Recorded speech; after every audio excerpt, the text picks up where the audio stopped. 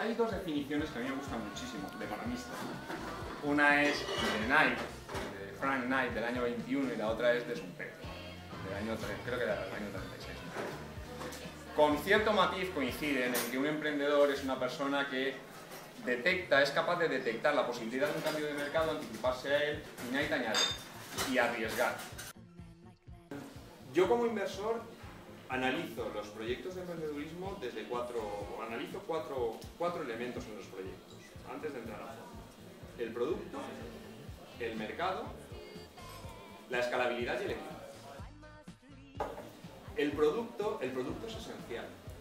Los inversores no financian ideas. Una idea no sirve para nada. Vuelvo a Schumpeter, ¿vale? Es una innovación aplicada o que provoca un cambio de mercado. Que el proyecto y el modelo de negocio que el emprendedor ha diseñado tiene que ser capaz de ser escalable, de poder crecer hasta el infinito y más allá, ¿no?